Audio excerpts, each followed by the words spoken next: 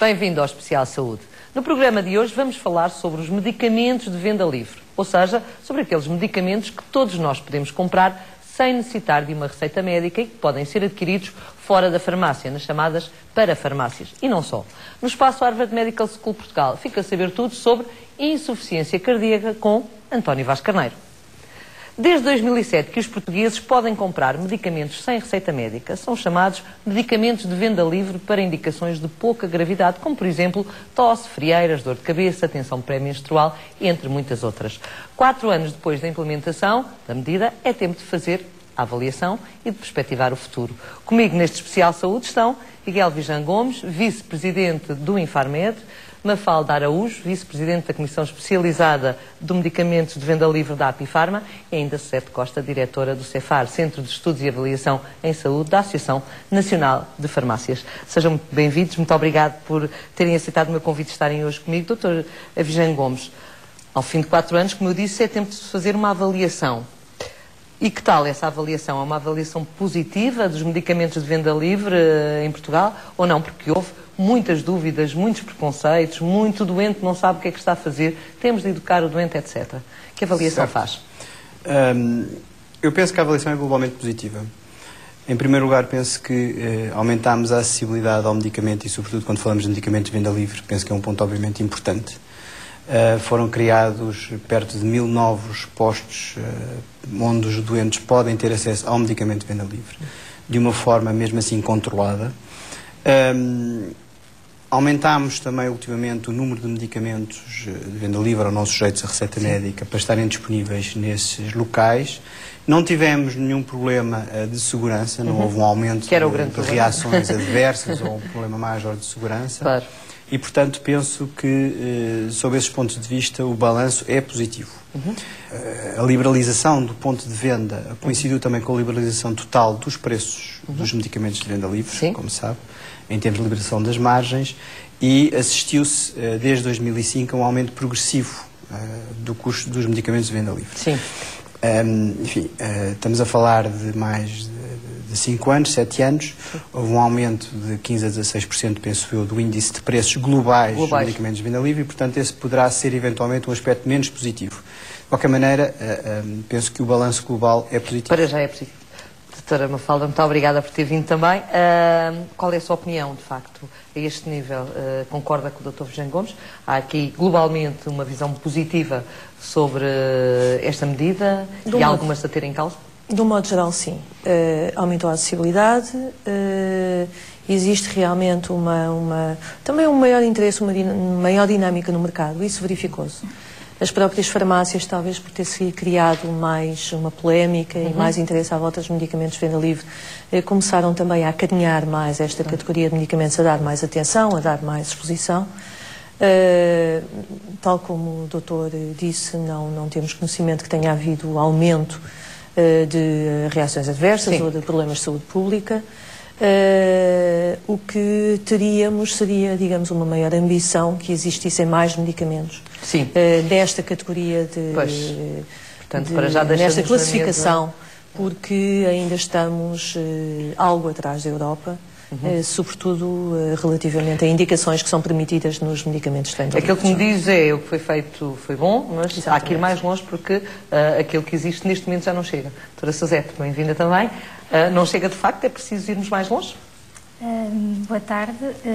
Faço uma leitura, enfim, da evolução destes 4 anos, não tão positiva, mas também não é catastrófica. No entanto, sob o meu ponto de vista, penso que a liberalização, é preciso recordar o que esteve na base, portanto, da saída dos medicamentos não sujeitos a receita médica para fora das farmácias.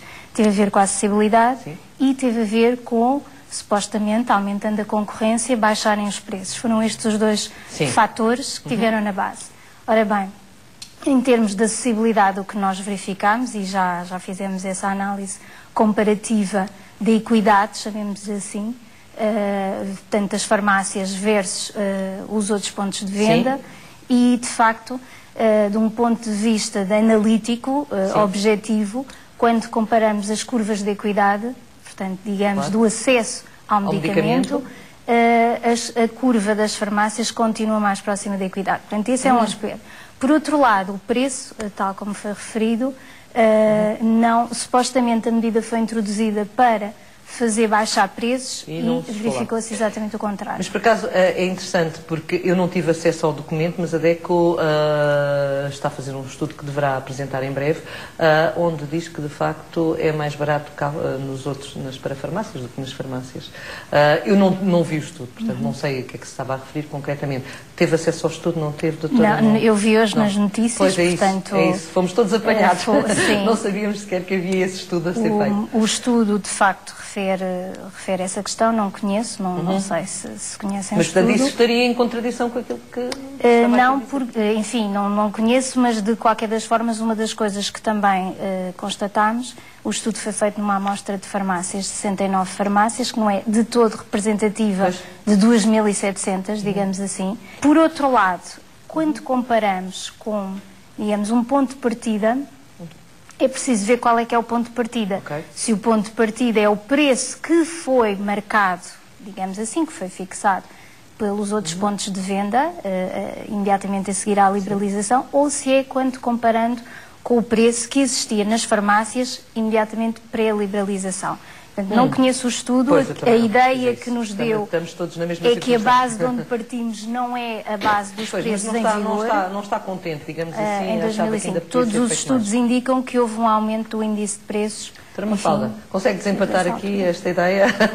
Tem alguma ideia sobre o assunto? As estatísticas são sempre muito dúbias. Pois é, isso. É lógico que quando alguns medicamentos, e mesmo digamos, por orientação do Infarmed, passaram de sujeito a receita médica para não sujeito a receita médica, esses medicamentos, muitos deles perderam com participação e é preciso ter em conta que muitos deles tinham preços congelados há 8, 10 anos. É natural que, numa dinâmica de mercado completamente diferente, que tivesse havido um ajuste de preços. Mas quando se está a falar em médias, não sabemos exatamente em que base é que, como diz a doutora Suchete, foi a base de partida. Se é uma comparação farmácias, não outros pontos de venda. O que é que está aqui em causa? Agora, o que também observamos é que as farmácias têm um conjunto de produtos que é bastante amplo relativamente ao total do mercado e ao total do mercado dos medicamentos não sujeitos à receita médica. Enquanto os espaços de saúde trabalham com um conjunto pequeno, muito mais pequeno, dependendo do seu tamanho, de produtos desta categoria. Portanto, uma farmácia que tem, se calhar, 500, 600, 700 medicamentos deste tipo, terá com certeza que ter preços provavelmente diferentes daquele que trabalha só 50 ou 100 ou 200 e que em determinados produtos, e aí verifica-se que sobretudo espaços de saúde de hipermercados utilizam uma política de preços que é anormal nos outros produtos, é de reduzirem aqueles produtos de alta rotação, colocam um preço mais baixo, que não é necessariamente os outros todos. Portanto, não sabemos, sem ter dados concretos, estamos o aqui que é que pode acontecer. Portanto, estamos aqui assim a analisar uma situação... Os dados que nós temos no Infarmed mostram, por um lado, que a esmagadora maioria de medicamentos não sujeitos à receita médica são ainda vendidos nas farmácias, mais de 86%. E, portanto, enfim, a evolução de preços maioritariamente pesa a evolução de preços praticada pela farmácia, porque tem 86% da cota de mercado. Por outro lado, temos um valor global que diz que a cota de mercado das farmácias em valor é superior à cota de mercado em unidades quando comparado com os locais não sujeitos à receita médica, o que poderia fazer pressupor que efetivamente os preços seriam mais altos, mas não podemos concluir isto precisamente pelo que estava a dizer, porque nós não temos exatamente a amostra sobre que incidiu o estudo, não conhecemos o estudo e o perfil de medicamentos dispensado nas farmácias e nos supermercados ou nos locais que não farmácia pode ser diferente. Pode ser diferente, claro que sim. Não sabemos. Portanto, não se sabe.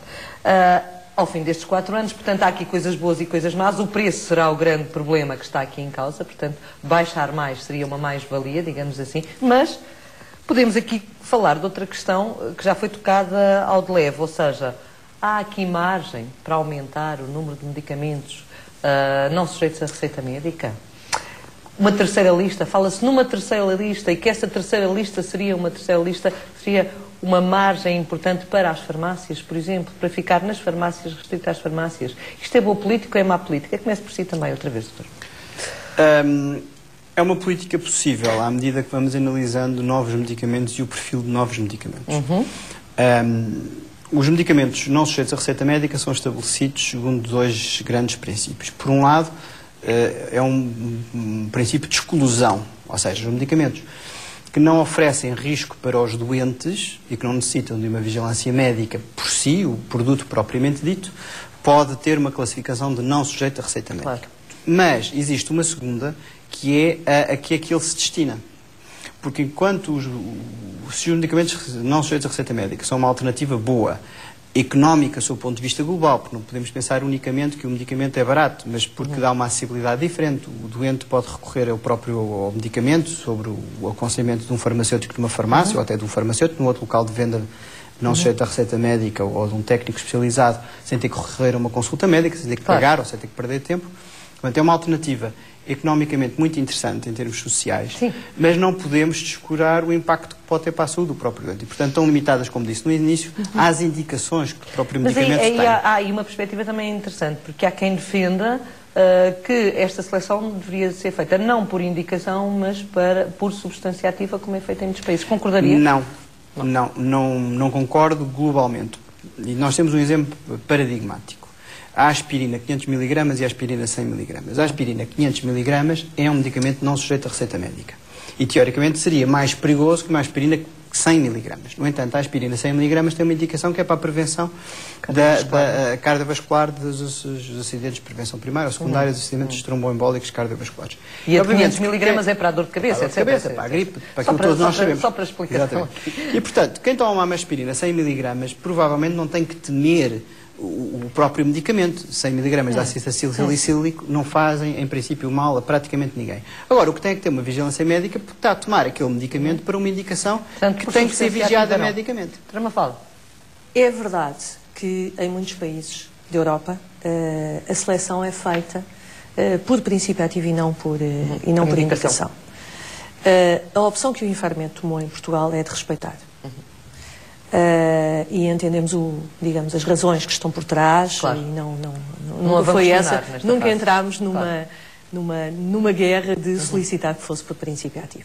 Agora, o que sim poderíamos solicitar, e em várias ocasiões solicitamos, é que, tal como dizia o Dr. Vijan Gomes, existe uma lista de indicações terapêuticas que é considerada, pelo vocabulário do Infarmed, passível de automedicação. Claro. Portanto,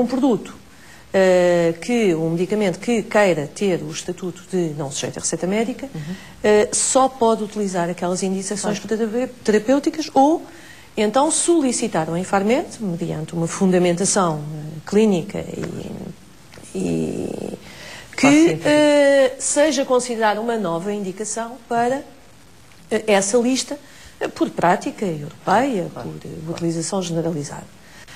Essa lista, quanto a nós, é que está ainda muito limitada. É preciso ser aumentada. Porque existem outras indicações que em vários países da Europa são passíveis de automedicação. Mas aí concordaria, que em não, Portugal que a lista ainda existe um pouco é quase uma pescadinha de rabo na boca, digamos. Quando a lista ainda é bastante restrita e o que os associados à Apifarma nos comentam é que quando submetem um pedido de haver mais uma indicação para um produto nessa lista, são remetidos para a lista dizendo que essa indicação não consta ali na lista. E então andamos um pouco em círculo vicioso e é esse círculo que nós gostaríamos de quebrar. Porque há muitas indicações que são utilizadas, por exemplo, na Europa.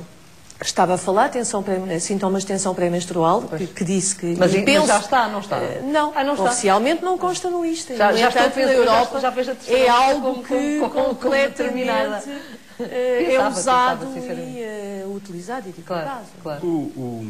A questão da lista tem que ser, obviamente, uma coisa dinâmica. Não é? Não Nós, no Infarmed, estamos abertos e aliás, para recriar o grupo, porque havia um grupo de trabalho sobre esse aspecto, que não tem trabalhado nos últimos 2 anos, mas queremos repor o grupo de trabalho a funcionar para reanalisar a lista. Claro. E tem que ser uma coisa dinâmica.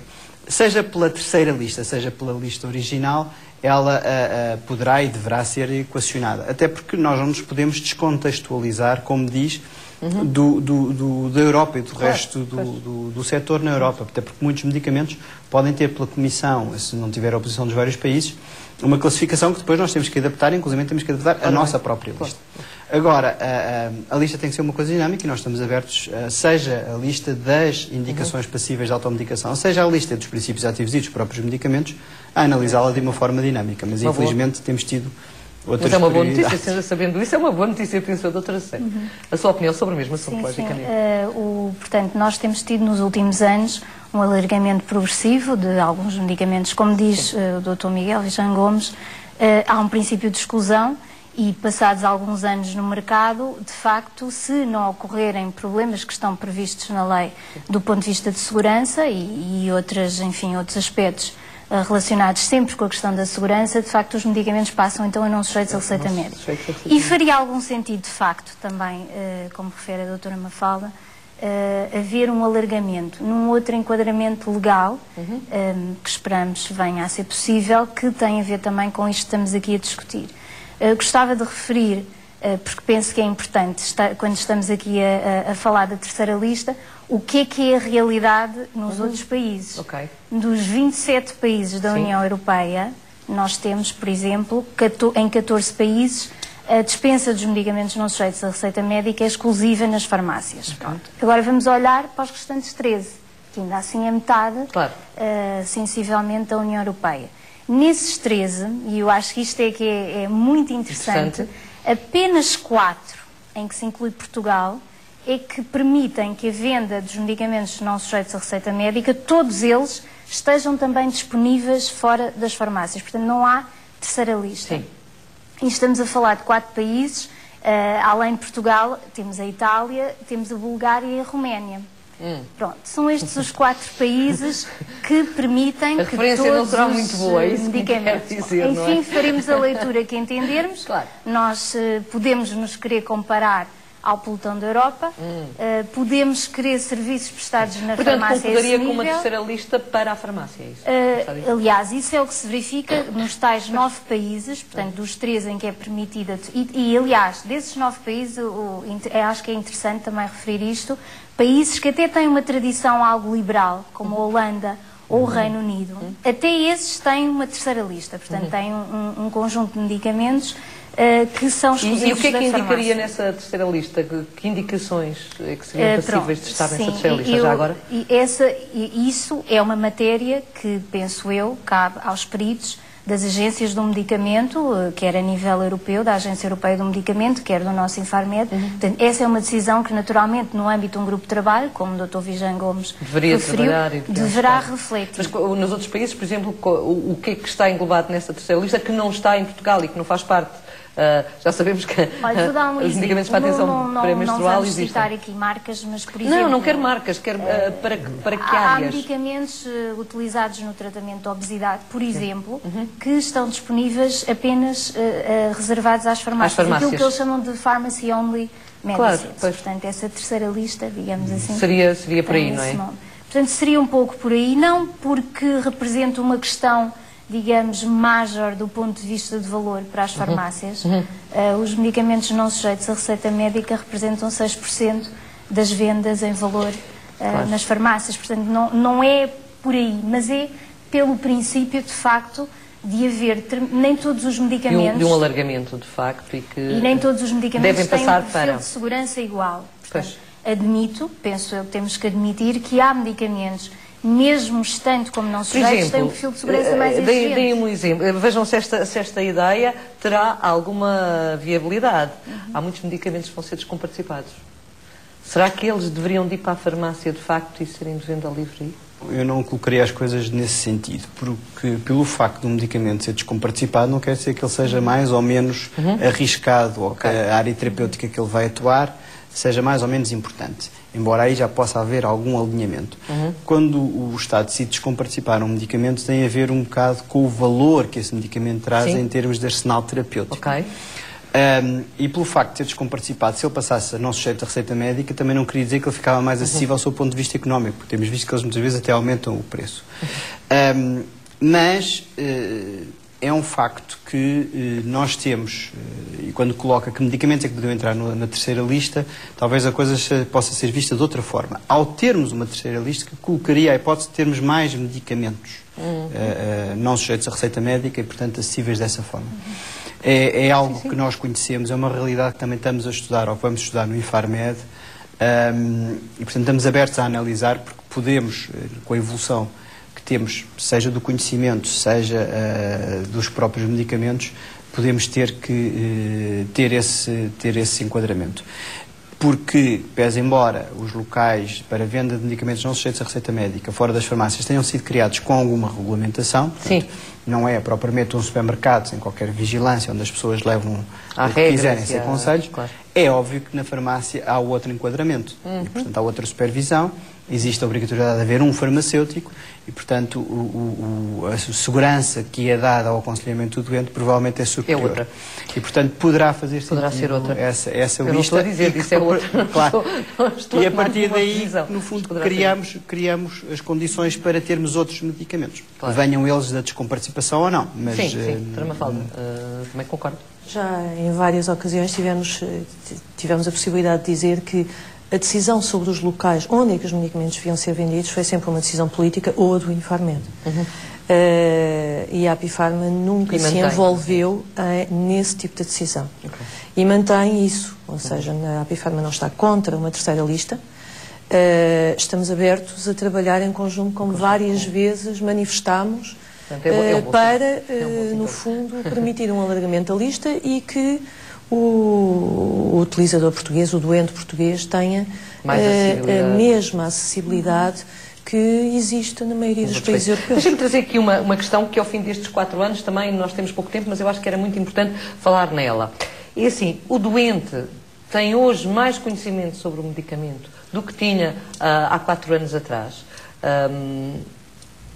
Há aqui algum medo ainda relativamente ao medicamento e aos efeitos secundários e um desconhecimento que às vezes pode ser problemático para a segurança do próprio doente? Doutora Suzete, comece por si agora.